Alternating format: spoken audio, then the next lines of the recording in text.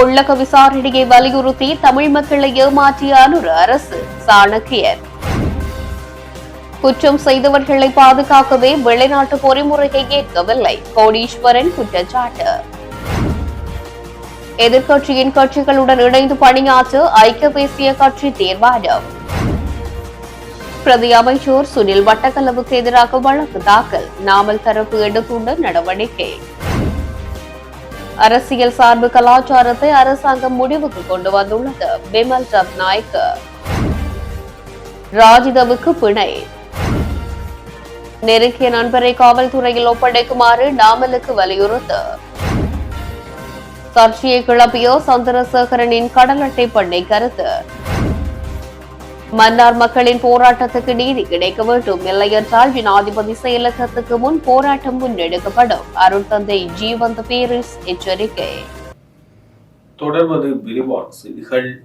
பாதிக்கப்பட்ட தரப்பான தமிழ் மக்கள் கோரிய வெளியக விசாரணையை புறக்கணித்து உள்ளக விசாரணையை அறிவித்த அனுர் அரசாங்கம் கடந்த கால ஆட்சியாளர்களைப் போல் தமிழ் மக்களை ஏமாற்ற ஆரம்பித்து விட்டார்கள் என பாராளுமன்ற உறுப்பினர் சாணக்கியன் சபையில் தெரிவித்தார்.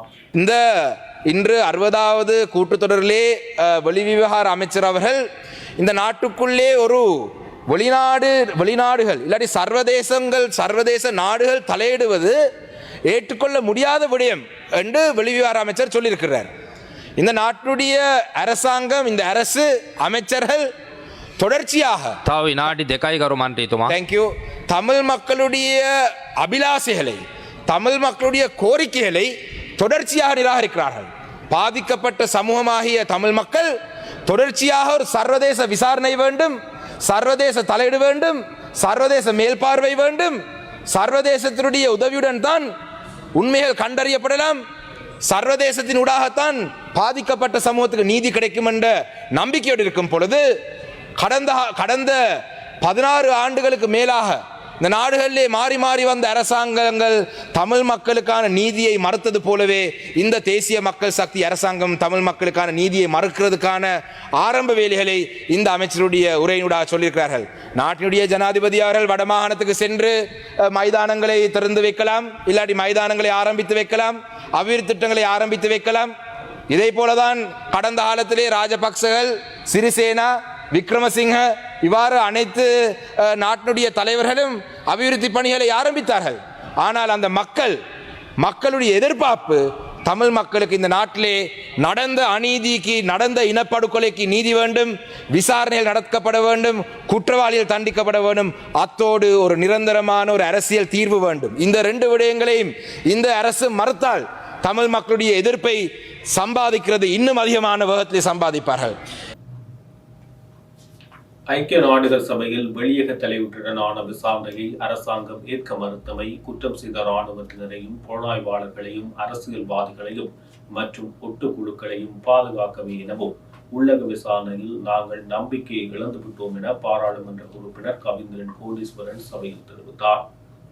இந்த 60வது கூட்டத்தொடரிலே, அதாவது மனித உரிமை பேரவையின் 60வது கூட்டத்தொடரிலே இலங்கை அரசாங்கத்தினாலே, இலங்கை வெளிநாட்டுத்துறை அமைச்சரினாலே உள்நாட்டு பொறிமுறையைத்தான் தான் செய்வேன் என்று சொல்லியிருக்கின்றார். ஆனால் ஆணையாளர் அவர்கள் வெளிநாட்டு பொறிமுறை சிறந்ததென்று சொல்லப்பட்டிருக்கின்றது. அதன் அடிப்படையிலே உண்மையாக ஏனென்றால் உள்நாட்டு பொறிமுறையிலே நாங்கள் நம்பிக்கை இழந்தவர்களாக இருக்கின்றோம். ஏனென்றால் கடந்த காலத்தில் இருந்த ஒவ்வொரு அரசாங்கங்களும் உள்நாட்டு பொறிமுறையை பற்றித்தான் சொல்லி வந்தார்கள். இந்த உள்நாட்டு பொறிமுறையின் மூடாக அந்த நாட்டிலே இருக்கின்ற குற்றம் செய்தவர்கள், இனப்படுகொலை, மனித இனப்படுகொலைகளை, தமிழ் இனப்படுகொலை செய்த இராணுவத்தினரும் புலனாய்வு பிரிவினரும் அதனோடு சம்பந்தப்பட்ட அரசியல்வாதிகளும் அதிகாரிகளும் புலனாய்வு துறையினரும் பாதுகாக்கப்படுகின்றவர்களாக இருப்பார்கள். அதன் அடிப்படையில் தான் நாங்கள் கோருகின்றோம், வெளிநாட்டு அனுசரையோடு வெளிநாட்டு பொறிமுறையின் அடிப்படையிலே இந்த தீர்மானமானது நடைமுறைப்படுத்தப்பட வேண்டும் என்று. ஏனென்றால் உள்நாட்டு பொறிமுறையிலே நாங்கள் நம்பிக்கை இழந்திருக்கின்றோம். ஏன் இந்த அரசாங்கத்திடம் நாங்கள் கேட்கின்றோம், நீங்கள் வெளிநாட்டு பொறிமுறையை ஏன் நீங்கள் ஏற்கவில்லை? உங்களுக்கு பயமாக இருக்கின்றதா? உங்களுக்கு பயமாக இருக்கின்ற காரணத்தினால் தான் நீங்கள் வெளிநாட்டு பொறிமுறையை ஏற்கவில்லை. ஏனென்றால் நீங்கள் இராணுவத்தினர் குற்றம் செய்த இராணுவத்தினரையும் புலனாய்வு பிரிவினரையும் அதிகாரிகளையும் அரசியல்வாதிகள் சம்பந்தப்பட்ட அரசியல்வாதிகளையும் அதேபோல் ஒட்டுக்குழுக்களையும் நீங்கள் பாதுகாப்பதன் நோக்கமாக கொண்டுதான் நீங்கள் வெளிநாட்டு பொறிமுறையை நீங்கள் ஏற்கவில்லை. நீங்கள் உண்மையானவர்கள் என்றால் நீங்கள் வெளிநாட்டு பொறிமுறையை நீங்கள் ஏற்க வேண்டும். உங்களிடம் பயம் இல்லை என்றால், உண்மையாக குற்றமிழைத்தவர்களை நீங்கள் தண்டிக்க வேண்டும் என்றால் நீங்கள் வெளிநாட்டு பொறிமுறையை நீங்கள் ஏற்றுக்கொள்ளத்தான் வேண்டும். நீங்கள் அப்படி இல்லை என்றால் நீங்கள் பயந்து நிற்கின்றீர்கள்.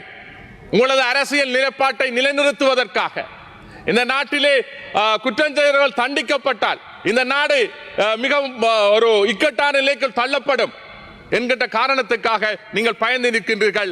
அதை நீங்கள் தவிர்க்க வேண்டும். இதனை அடிப்படையாக கொண்டு நீங்கள் நடந்த படுகொலை, மனித படுகொலை, இனப்படுகொலை இங்கே முள்ளிவாய்க்கால் மட்டுமல்ல, இப்பொழுது செம்மணியில் நடந்த படுகொலை மாதிரி வடகிழக்கிலே எத்தனையோ இடங்களிலே லட்சக்கணக்கான தமிழர்கள் கொல்லப்பட்டிருக்கின்றார்கள். இவர்களுக்கான நீதியை நாங்கள் வேண்டி நிற்கின்றோம். உள்நாட்டு பொறிமுறையின் மூடாக, உள்நாட்டு அனுசரணை மூலம் அந்த நீதி கிடைக்கப்பெற முடியாது என்பதை கடந்த கால அரசினாலே நிரூபிக்கப்பட்டிருக்கின்றது. அதன் அடிப்படையிலே நீங்கள் வெளிநாட்டு பொறிமுறையை நீங்கள் ஏற்றுக்கொண்டு அதனூடாக உங்களது நியாயத்தை நீதியை நிலைநாட்டுவதற்காக நீங்கள் பாடுபட வேண்டும். ஏனென்றால் நீங்கள் பல விடயங்களை சிறப்பாக செய்வீர்கள், இல்லை என்று சொல்லவில்லை. போதைப் பொருளை கடத்துவர்களுக்கு எதிராக நிற்கின்றீர்கள். போதைப் பொருளுக்கு லஞ்சம், ஊழல் போன்றவற்றுக்கு எதிராக நின்று செயற்படுகிறீர்கள். அவர்களுக்கான தண்டனையை கொடுக்கின்றீர்கள். உண்மையாக சிறந்த விடயம். அதே போல் இந்த விடயத்திலும் நீங்கள் சிறந்து விளங்க வேண்டும் என்றால் நீங்கள் வெளிநாட்டு பொறிமுறையை நீங்கள் ஏற்றுக்கொள்ள வேண்டும் என்பதனை இந்த இடத்திலே கூறிக்கொள்ள விரும்புகின்றேன். ஏன் அது மட்டுமில்லை, ஏன் நாங்கள் இதை சொல்லுகின்றோம் என்றால் எங்களது நாட்டிலே இருக்கின்ற சிறு பிரச்சனையிலே கூட கல்முனை பிரச்சனை, இந்த கல்முனை வடக்கு பிரதேச இதற்கென்று தனியாக கிட்டத்தட்ட 30 வருடங்களாக பிரதேச ஒருங்கிணைப்பு தலைவர் நியமிக்கப்பட்டிருந்தார். தற்பொழுது கூட பிரதேச ஒருங்கிணைப்பு தலைவர் எங்களது அமைச்சர் பிரதி அமைச்சர் அவர்கள் நியமிக்கப்பட்டிருக்கின்றார். வசந்த பியதேச அவர்கள் நியமிக்கப்பட்ட உண்மையா பாராட்டுக்குரிய விடயம், எங்களுக்கு மிகவும் சந்தோஷம். ஆனால் இன்று வடக்கு பிரதேச செயலகத்தின் you have 2 more minutes. வடக்கு பிரதேச செயலகத்தின் ஒருங்கிணைப்பு குழு கூட்டமானது இற்றவரை நடைபெறவில்லை. ஆனால் தற்பொழுது ஒரு தீர்மானம் ஒன்று கொண்டு வந்திருக்கின்றார்கள். கல்முனை வடக்கு பிரதேச செயலகத்தோடு கல்முனை வடக்கு பிரதேச செயலகம் சேர்த்து 2 பிரதேச செயலகங்களை சேர்த்து ஒரு ஒருங்கிணைப்பு குழு கூட்டத்தை, பிரதேச ஒருங்கிணைப்பு குழு கூட்டத்தை நடத்துவதற்கு இது எந்த விதத்திலே நியாயமானது? கடந்த காலத்திலே விழாகாலம் நடந்த ஒருங்கிணைப்பு குழு கூட்டத்தை நிறுத்திவிட்டு இப்ப 2 பிரதேச செயலகங்களை சேர்த்து பிரதேச கூட்டங்கள் நடத்துவது இது ஒரு பாரிய மோசடிக்கு தள்ளப்படுவதற்கான பாரிய பிளவுக்கு காரணமாக இருக்க போன்றது. என்றால் மீண்டும் மீண்டும் இந்த பிளவுகள் ஏற்படுவதற்கு காரணமாக இருக்கக்கூடாது இந்த அரசு. ஏனென்றால் நிதி ஒதுக்கீடு, ஏனைய விடயங்கள் போன்றன இந்த வடக்கு பிரதேச செயலோடு கடந்த காலங்களிலே நடந்தது. ஆனால் இப்பொழுது 2ஐயும் சேர்த்து அந்த பிரதேசத்திலே நீங்கள் ஒரு பிரிவினையை, 2 சமூகங்களுக்கிடையே ஒரு பிரிவினையை ஏற்படுத்த இருக்கிறீர்கள். ஏனென்றால் அந்த கல்முனை பிரதேசத்தில் என்பிபியினருக்கு கூடுதலான வாக்குகளை அளித்திருந்தார்கள். இன்று அந்த தமிழர்கள் வெட்கி தலைகுனிந்திருக்கின்றார்கள். பிரதேச குழு தலைவரை நியமித்தும் கூட, அந்த பிரதேச செயலகத்துக்கு தலைவர் நியமித்தும் கூட பிரதேச இணைப்பு குழு கூட்டம் நடைபெறாமல் இருக்கின்றது. இது மிகவும் பாரதூரமான ஒரு பிழையாக நாங்கள் கருதுகின்றோம். இதை நாங்கள் எதிர்க்கின்றோம், வன்மையாக கண்டிக்கின்றோம். ஏனென்றால் கல்முனை மாநகர சபைக்குள்ளே சாய்ந்தமருது பிரதேச சபை இருக்கின்றது, கல்முனை தெற்கு பிரதேச சபை இருக்கின்றது, வடக்கு பிரதேச செயலகம் இருக்கின்றது, தெற்கு பிரதேச செயலகம் இருக்கின்றது, அதேபோல் சாய்ந்தமருது பிரதேச செயலகம் இருக்கின்றது. இந்த 3 பிரதேச செயலகம் தனித்தனியாகத்தான் ஒருங்கிணைப்பு குழு கூட்டமாக நடைபெற்றது. ஆனால் தற்பொழுது நீங்கள் 2 பிரதேச செயலகத்தை சேர்த்து வைத்து இலங்கை நடைபெறாத ஒரு விடயத்தை நீங்கள் கல்முனை வடக்கு பிரதேச செயலகத்துக்கு தெற்கு பிரதேச சேர்த்து வைத்து நடத்துங்கள். இது தமிழ் மக்களுக்கு வடக்கு பிரதேச அந்த பகுதியில் வாழுகின்ற மக்களுக்கு செய்கின்ற துரோகமாக பார்க்கின்றோம். இதனை தயவு செய்து இந்த அரசு தடுத்து நிறுத்த வேண்டும் என்று இந்த உயரிய சபையில் கேட்டுக்கொள்கின்றேன். எதிர்க்கட்சியில் உள்ள அரசியல் கட்சிகளுடன் இணைந்து பணியாற்றும் தீர்மானம் ஒன்றை ஐக்கிய தேசிய கட்சி மேற்கொண்டுள்ளதாக தெரிவிக்கப்பட்டுள்ளது. ஆரம்பகட்ட கலந்துரையாடல்களின் இணக்கப்பாட்டுக்கு அமைய ஐக்கிய மக்கள் சக்தி மற்றும் பிற எதிர்க்கட்சிகளுடன் தொடர்ந்து பணியாற்ற ஐக்கிய தேசிய கட்சி முடிவு செய்துள்ளது. இதற்காக ஐக்கிய மக்கள் சக்தி உள்ளிட்ட பிற எதிர்க்கட்சிகளுடன் இணைந்து பணியாற்ற குழு அல்லது பொருத்தமானதொரு பொறிமுறையின் மூலம் பணியாற்றவும் ஐக்கிய தேசிய கட்சி திட்டமிட்டுள்ளது. அரசாங்கத்துக்கு எதிரான வலுவான எதிர்க்கட்சியொன்றை உருவாக்கும் நோக்கில் ஐக்கிய தேசிய கட்சி இத்தீர்மானத்தை மேற்கொண்டுள்ளது. பிரதி அமைச்சர் சுனில் வட்டகளவுக்கு எதிராக இரு தினங்களில் நீதிமன்றத்தில் வழக்கு தாக்கல் செய்யப் போவதாக மூத்த கட்சியின் செயலாளர் சாகர காரியவசம் தெரிவித்துள்ளார். தென்னிலங்கை தொலைக்காட்சி ஒன்றில் இடம்பெற்ற அரசியல் நிகழ்ச்சியில் கலந்து கொண்டு கருத்து தெரிவிக்கும் போதே அவர் மேற்கண்டவாறு குறிப்பிட்டார். அண்மையில் பிரதி அமைச்சர் சுனில் வட்டகல ஐஸ் போதைப் பொருள் தயாரிப்பதற்காக கொண்டு வரப்பட்டு புதைக்கப்பட்ட சம்பவத்தில் கைது செய்யப்பட்டவர்களுடன் தொடர்பில் இருந்த அரசியல்வாதிகளின் புகைப்படங்களை காண்பித்தமை தொடர்பிலேயே சாகர காரியவசம் இவ்வாறு தெரிவித்துள்ளார். மேலும் மரங்கொத்தி வாழை மரத்தில் கொத்தி மாட்டிக்கொள்வது போல் பிரதி அமைச்சர் சுனில் வட்டகல மொட்டு கட்சிக்கு சுமத்திய பொய்யான குற்றச்சாட்டில் மாட்டிக்கொண்டுள்ளார். நாம் அவருக்கு எதிராக சட்ட நடவடிக்கை எடுப்போம் என சாகர காரியவசம் சுட்டிக்காட்டியுள்ளார். இதேவேளை ஏதோ சில கற்களை காட்டி ராஜபக்சர்களை தொடர்பு படுத்த பார்க்கின்றனர். குறித்த கொள்கலனை அரசாங்கமே வெளிவிட்டுள்ளது. இது ஒரு நாடகமாகும். அரசாங்கம் நியமித்த போலீஸ் மாதிபர் மற்றும் அவர்களின் தேர்தல் காலங்களில் உதவி செய்தவர்களே பொது பாதுகாப்பு அமைச்சின் செயலாளர், குற்றப்புலனாய்வு திணைக்களத்தின் பிரதானி ஆகியோர். ஆதலால் இச்செயற்பாடுகளை நாம் போலியானதாகவே நோக்குகின்றோம் என்றும் சாகர காரியவசம் மேலும் குறிப்பிட்டுள்ளார். அரசியல் சார்பு கலாச்சாரத்தை அரசாங்கம் முடிவுக்கு கொண்டு வந்துள்ளது என போக்குவரத்து, நெடுஞ்சாலை, துறைமுகம் மற்றும் சிவில் விமான போக்குவரத்து அமைச்சர் பிமல் ரத்நாயக்க தெரிவித்துள்ளார். வேதி அபிவிருத்தி அதிகார சபையின் 704 ஊழியர்களுக்கு நிரந்தர நியமன கடிதங்களை வழங்கும் நிகழ்ச்சியில் உரையாற்றிய போது அவர் இதனை குறிப்பிட்டுள்ளார். அதன்போது அவர் மேலும் தெரிவிக்கையில், இப்போது நடைபெறும் அனைத்து நியமனங்களும் கட்சி இனத்திற்கு பிணைக்கப்படாமல் சமமான முறையில் வழங்கப்படுகின்றது. கடந்த காலத்தில் அரசாங்கங்கள் ஆட்சேர்ப்புகளில் அரசியலை திணித்து பொதுமக்களின் பணத்தை வீணடித்தன. செப்டம்பர் 21 மக்கள் வழங்கிய ஆணை நாட்டை புதிய பாதையில் நகர்த்தியது. ஊழல் நிறைந்த காலம் முடிந்து சமத்துவம் மற்றும் பொறுப்புக்கூறலுக்கு உறுதியான அரசாங்கம் உருவாக்கியுள்ளது. அரசாங்கம் தொழில் பாதுகாப்பை உறுதி செய்யும். இதன் மூலம் குடிமக்கள் நாட்டின் நலனுக்கு கூட்டு முன்னேற்றத்தில் பங்களிக்க வேண்டும் எனவும் அமைச்சர் பிமல் ரத்நாயக்க தெரிவித்துள்ளார். தமிழர்களுக்கான அரசியல் தீர்வை பெற்றுக் கொடுக்க இந்தியா இலங்கை அரசாங்கத்துக்கு அழுத்தம் கொடுக்க வேண்டும் என ஜனநாயக போராளிகள் கட்சியின் தலைவர் வேந்தன் தெரிவித்துள்ளார். தனது இல்லத்தில் நேற்று நடாத்திய ஊடக சந்திப்பிலேயே அவர் இவ்வாறு குறிப்பிட்டுள்ளார். அவர் மேலும் கூறுகையில், இலங்கையில் இந்தியாவை மீறி எவரும் ஒரு தீர்வை தமிழர்களுக்கு முன்வைக்க முடியாது என்ற நம்பிக்கையுடன் தமிழ் மக்கள் உள்ளனர். பாரத பிரதமரான நரேந்திர மோடி தமிழ் மக்களது இருப்பை பாதுகாக்கவும் நிரந்தரமான தீர்வை தமிழர்களுக்கு பெற்றுத் தருவதற்கும் இந்த மண்ணில் தமிழர்கள் சுய கௌரவத்துடன் வாழ்வதற்கும் தமிழர்களுக்கான நிரந்தர தீர்வை பெற்றுக் கொடுக்க முன்வர வேண்டும். இலங்கை இந்திய ஒப்பந்தத்தை ஒரு அரசியல் தீர்வாக தமிழர்கள் ஏற்றுக்கொள்ளவில்லை. அது இன்று வரை நடைமுறையில் உள்ளது. இதனால் அந்த தேர்தலை நடாத்தவும் உரிய தரப்புகள் நடவடிக்கை எடுக்க வேண்டும் என தெரிவித்தார். விளக்கமறியலில் வைக்கப்பட்டுள்ள முன்னாள் அமைச்சர் ராஜ சேனாரத்ன பிணையில் செல்ல நீதிமன்றம் அனுமதி வழங்கியுள்ளது. கெரிந்த மீன்வள துறைமுகத்தில் நடைபெற்றதாக கூறப்படும் மணல் சுரங்க திட்ட ஊழல் வழக்கின் அடிப்படையில் ராஜித கைது செய்யப்பட்டு விளக்கமறியலில் வைக்கப்பட்டுள்ளார். இந்த திட்டத்தின் ஊடாக அரசாங்கத்துக்கு பாரிய அளவில் நட்டம் ஏற்படுத்தப்பட்டதாக குற்றம் சுமத்தி வழக்கு தொடரப்பட்டிருந்தது.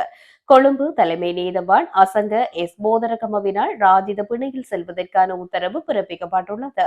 ராஜித சேனாரட்னவுக்கு 5 லட்சம் ரூபாய் ரொக்கம் மற்றும் தலா 20 லட்சம் சரீர பிணைகளின் அடிப்படையில் பிணை வழங்கப்பட்டுள்ளது. இதேவேளை ராஜித சேனாரட்னவுக்கு வெளிநாட்டு பயண தடையையும் நீதிமன்றம் விதித்துள்ளது. தங்கள் நெருங்கிய நண்பரான சம்பத் மனம்பேரியை காவல்துறையிடம் ஒப்படைத்து சட்ட நடவடிக்கைகளுக்கு ஆதரவு அளிக்குமாறு நாமல் ராஜபக்சவை அமைச்சர் நலிந்த ஜெயதிச வலியுறுத்தியுள்ளார்.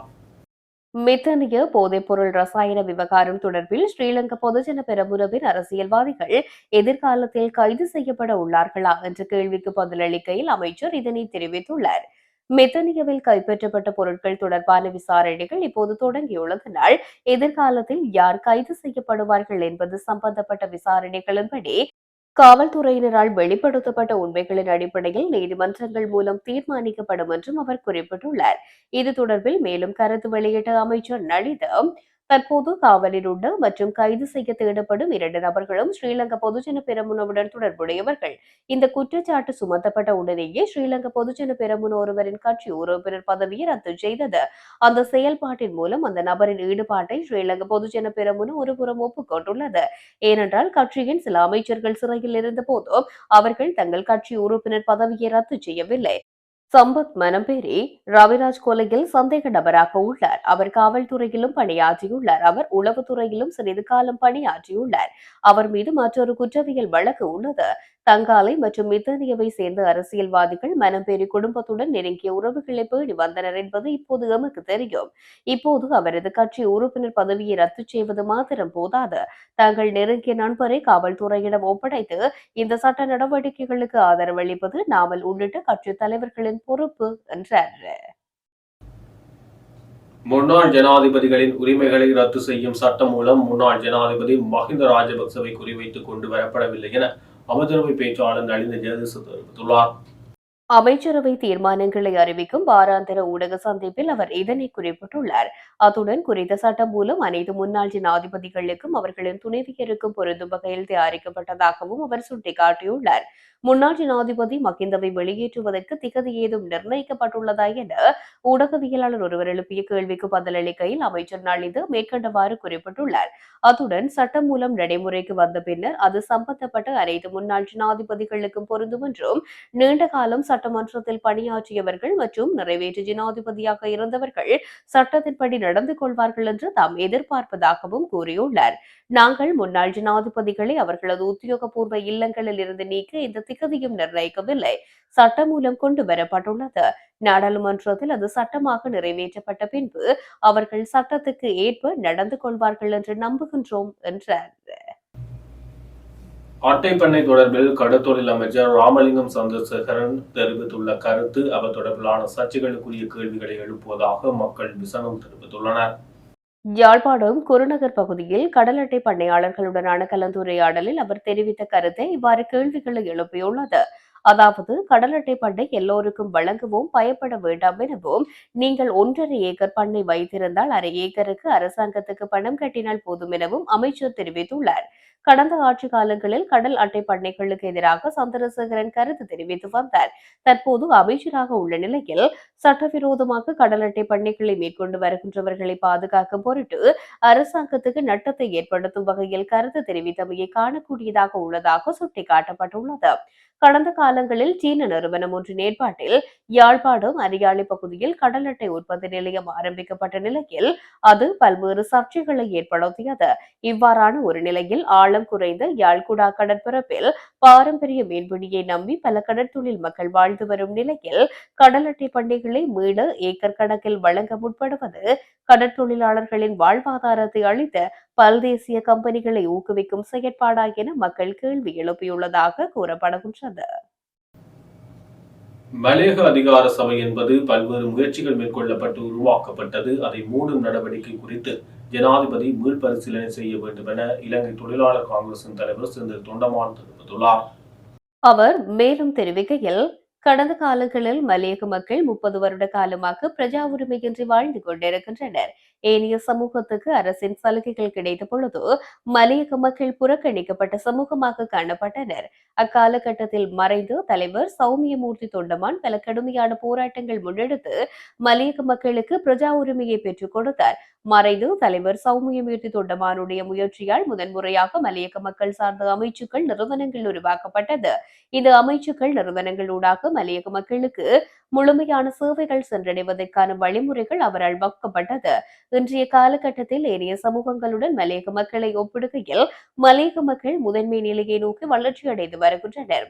2003ஆம் ஆண்டு மறைந்த தலைவர் ஆறுமுகம் தொண்டமான் அவர்களால் இறுதியாக 3 லட்சம் மலையக மக்களுக்கு பிரஜா உரிமை வழங்கி பிரஜா உரிமை பிரச்சினைக்கு இலங்கை தொழில் காங்கிரசினால் முற்றுப்புள்ளி வைக்கப்பட்டது.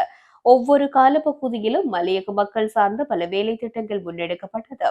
நல்லாட்சி அரசாங்கத்தின் ஆட்சியின் போது தமிழ் முற்போக்கு கூட்டணி தலைவர் மனோ கணேசனின் ஆலோசனைக்கு அமைய தோட்ட உட்கட்டமைப்பு அமைச்சர் திகாம்பரம் அவர்களின் அமைச்சின் அமைச்சரவை அனுமதி பத்திரம் ஊடாக அக்கால பகுதியிலிருந்து ஜனாதிபதி மைத்திரிபால சிறிசேன, பிரதமர் ரணில் விக்ரமசிங்க ஆகியோரின் முன்னிலையில் அமைச்சரவை அனுமதி வழங்கப்பட்டு பாராளுமன்றத்தில் சட்டம் நிறைவேற்றப்பட்டு உருவாக்கப்பட்டதுதான் மலையக அதிகார சபை. அக்கால பகுதியில் இலங்கை தொழிலாளர் காங்கிரஸ் எதிர்க்கட்சியில் இருந்த போதிலும் இம்முயற்சியை வரவேற்றது. கடந்த காலத்தில் ஜீவன் தொண்டமானின் தோட்ட உட்கட்டமைப்பு அமைச்சு ஊடாக மலையக அபிவிருத்தி சபை பல ஆக்கப்பூர்வமான வேலை திட்டங்களை முன்னெடுத்தது. மேலும் மலையக அதிகார சபையின் தலைவராக ராஜதுரை செயற்பட்டார் என்பது குறிப்பிடத்தக்கது. ராஜதுரை அவர்கள் தோட்டப்பகுதியில் தனது வாழ்க்கையை ஆரம்பித்து நீதிபதி கதிரையில் பதில் நீதிபதியாக அமர்வதற்கு கல்வி திறனை வளர்த்து மலையகத்தில் கல்வித்துறையில் புரட்சியை ஏற்படுத்தி வாழ்க்கையை வெற்றி கண்டவர். அவர் போன்ற ஒருவர் மலையக அபிவிருத்தி அதிகார சபையின் தலைவராக செயற்பட்டு மக்களுக்கு சேவைகளை முன்னெடுத்தவை எதிர்கால மலையக கல்வியில் புரட்சியை ஏற்படுத்த வேண்டும் என நினைக்கும் இளைஞர்களுக்கு இது ஒரு முன்னுதாரணமான நிறுவனமாக இருக்கும் என்பதில் எவ்வித மாற்று கருத்தும் கிடையாது. மலையக மக்கள் சார்ந்த அரசு நிறுவனங்கள் விரல் விட்டு எண்ணக்கூடிய அளவில்தான் காணப்படுகின்றது. எனவே மலையக அதிகார சபை என்பது முழுமையாக மலையக மக்களுக்காக சேவையை முன்னெடுக்கப்பட உருவாக்கப்பட்ட ஒரு நிறுவனம். மலையக அதிகார சபையை மூடும் நடவடிக்கை ஜனாதிபதி மீள்பரிசீலனை செய்ய வேண்டும் என செந்தில் தொண்டமான் தெரிவித்துள்ளார். மன்னாரில் காற்றாலைக்கு எதிராக முன்னெடுக்கப்பட்டு வருகின்ற போராட்டம் 38வது நாளாகவும் தொடர்ந்து செல்கின்ற நிலையில் ஜனாதிபதி காற்றாலைக்கு எதிராக நடவடிக்கை எடுக்காது விட்டால் எதிர்வரும் 19ஆம் தேதி ஜனாதிபதி செயலகத்துக்கு முன் பாரிய போராட்டம் முன்னெடுக்கப்படும் என காலிமுகத்தினர் போராட்டத்தை முன்னின்று நடத்திய அருத்தந்தை ஜீவந்த பேரரசு தெரிவித்துள்ளார். மன்னாரில் காற்றாலை மின்கோபுரம் அமைத்தல் மற்றும் கனிய மண்டல அகழ்வுக்கு எதிராக முன்னெடுக்கப்பட்டு வருகின்ற போராட்டம் இன்றைய தினம் 38வது நாளாகவும் முன்னெடுக்கப்பட்டது. மன்னார் பிரஜைகள் குழுவின் ஏற்பாட்டில் மன்னார் மாவட்ட இளையோர்கள் மற்றும் மக்கள் தொடர்ச்சியாக குறித்த போராட்டத்தை முன்னெடுத்து வருகின்றனர். குறித்த போராட்டத்துக்கு நாளாந்தம் ஒவ்வொரு கிராம மக்கள், வர்த்தகர்கள் உள்ளடங்கலாக அனைத்து தரப்பினரும் தொடர்ந்து ஆதரவை வழங்கி வருகின்றனர். இன்றைய தினம் செவ்வாய்க்கிழமை 38வது நாளாக முன்னெடுக்கப்படுகின்ற குறித்த போராட்டத்துக்கு மன்னார் மாவட்ட சிகை அலங்கரிப்பாளர்கள் சங்கம் முழுமையாக கடைகளை மூடி ஆதரவு வழங்கியிருந்தார்கள். மேலும் காலி முகத்திடல் போராட்டத்தை முன்னின்று நடத்திய அருட்தந்தை ஜீவனந்த பேரிஸ், காலி முகத்திடல் அறக்கலைய குழுவினர், பௌத்த மதகுரு ஆகியோர் கொழும்பிலிருந்து வருகை தந்து தமது ஆதரவை தெரிவித்திருக்கின்றார்கள். இதன்போது கலந்து கொண்டு கருத்து தெரிவிக்கையிலேயே காலி முகத்திடல் போராட்டத்தை முன்னின்று நடத்திய அருட்தந்தை ஜீவந்த பேரிஸ் தெரிவித்தார். அவர் மேலும் தெரிவிக்கையில், மன்னாரில் காற்றாலைக்கு எதிரான போராட்டம் 38வது நாளாக தொடர்கின்றது. மக்களின் போராட்டத்துக்கு நீதி கிடைக்க வேண்டும். ஜனாதிபதி காற்றாலைக்கு எதிராக நடவடிக்கை எடுக்க வேண்டும். மக்களின் போராட்டத்துக்கு நீதி கிடைக்காது விட்டால் எதிர்வரும் 19ஆம் தேதி மாலை 2 மணிக்கு ஜனாதிபதி செயலகம் முன் போராட்டத்தை நடாத்துவோம் என்றும் அவர் மேலும் கூறியிருக்கின்றார். பேரவை மக்கள் இன்றைக்கு நாங்கள் 14 பேர்கள் மெனா வந்துட்டு இந்த காரணம் தான் இது மெனா மக்களுக்கு ஒரு பெரிய பிரச்சனை இருக்கிறது. அது நீதி. மனா மக்களுக்கு நீதி தான் முக்கியம். අපි අද විශේෂයෙන් මේ ජනතාව එක්ක මන්නාරමට ආවේ කියන්නේ ශ්‍රී ලංකා රජය මේ මන්නාරම් ජනතාවට දීලා තියෙන පොරොන්දුව खनिज වැලි ව්‍යාපෘතියෙන් වන මහා ජනතා පාරිසරික හානිය නවත්වන්න සුළං විදුලි බලාගාරයෙන් සිදුවන. இத்துடன் ஜெஃப்னா கேலரியின் இரவு நேர பிரதான செய்திகள் நிறைவு பெறுகிறது. மேலும் செய்திகளை அறிந்து கொள்ள நமது இணையதள பக்கமான www.jeffnagallery.lk என்ற இணையதளத்துடன் இணைந்திருங்கள்.